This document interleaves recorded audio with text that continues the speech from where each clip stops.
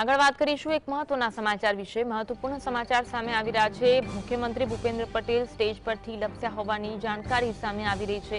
મુખ્યમંત્રી ભૂપેન્દ્ર પટેલ સ્ટેજ પરથી લપસ્યા હતા। સરદાર પટેલને પુષ્પાંજલિ આપતી વખતે તેમનો પગ લપસ્યો હતો।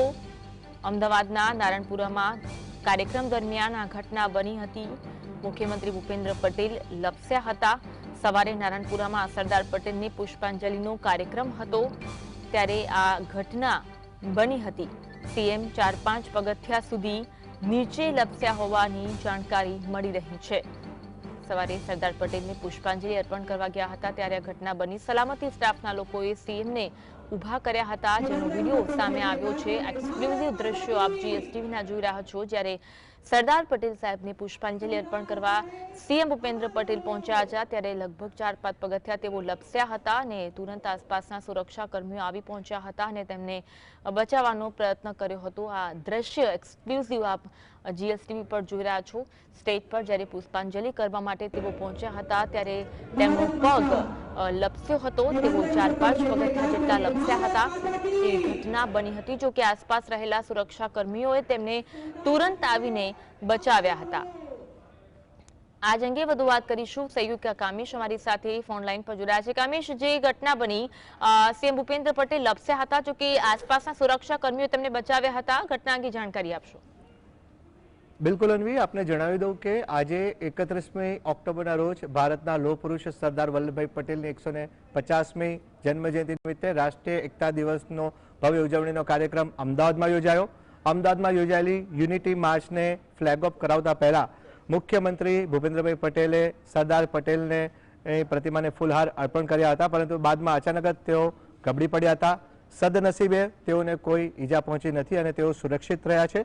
આ ઘટના બાદ મુખ્યમંત્રીએ યુનિટી માર્ચને ધ્વજ ફરકાવીને આગળ વધાર્યો હતો અને જે પ્રસંગે આ કાર્યક્રમની વાત કરવામાં આવે તો નારણપુરા ખાતે ખાસ કાર્યક્રમનું આયોજન કરવામાં આવ્યું હતું, જેમાં સીએમ જ્યારે સરદાર પટેલની પ્રતિમાને જ્યારે પુષ્પાંજલિ તેમણે અર્પણ કરી અને ત્યારબાદ તેઓ પરત ફરી રહ્યા હતા ત્યારે અચાનક મુખ્યમંત્રીનો પગ લપસી પડ્યો હતો। જોકે સદનસીબે તેમને કોઈ ઈજા પહોંચી નથી, તેઓ સુરક્ષિત છે અને તેઓ આગળના કાર્યક્રમમાં પછી આગળ રહ્યા હતા। જી આભાર કામેશ, જોડાવા માટે અને માહિતી આપવા માટે।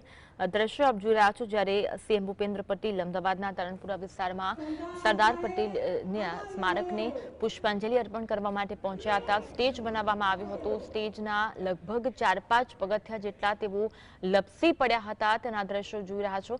જો કે આસપાસના સુરક્ષા કર્મીઓ આવીને તુરંત તેમને બચાવ્યા હતા અને સદનસીબે તેમને કોઈ જ ઈજા પહોંચી નથી તેવા પણ સમાચાર મળી રહ્યા છે। સદનસીબે તેમને કોઈ ઈજા પહોંચી નથી, પરંતુ તેઓ વરસાદી માહોલ છે અને કદાચ પગથિયા પર પાણી હોઈ શકે, તેના કારણે આ ઘટના બની હોઈ શકે। જો કે ત્યાં હાજર સુરક્ષા કર્મીઓ દ્વારા તેમને બચાવવામાં આવ્યા હતા, તેમને બેઠા કરવામાં આવ્યા હતા અને ત્યારબાદ તેઓ તેમના નિર્ધારિત કાર્યક્રમમાં પણ પહોંચ્યા હતા। આ દ્રશ્યો આપ જીએસટીવી પર જોઈ રહ્યા છો। આજે દેશભરમાં સરદાર પટેલની 150મી જન્મજયંતિની ઉજવણી થઈ રહી છે, ત્યારે અમદાવાદના નારણપુરા વિસ્તારમાં પણ સરદાર પટેલના સ્ટેચ્યુને પુષ્પાંજલિ અર્પણ કરવા માટે સીએમ ભૂપેન્દ્ર પટેલ પહોંચ્યા હતા। જે સ્ટેજ બનાવવામાં આવ્યો હતો, તેના પગથિયા બનાવવામાં આવ્યા હતા, તે પગથિયા પરથી તેઓ લપસ્યા હોય તેવા દ્રશ્યો જોવા મળ્યા। તુરંત તેમને ટેકો પકડ્યો, પરંતુ છતાં પણ તેઓ લપસ્યા હતા। આસપાસના સુરક્ષા કર્મીઓ તુરંત ત્યાં પહોંચ્યા અને તેમને બચાવ્યા હતા, તેમને બેઠા કર્યા હતા અને ત્યારબાદ થોડી વારમાં તેઓ તેમના નિર્ધારિત કાર્યક્રમમાં પણ પહોંચ્યા હતા।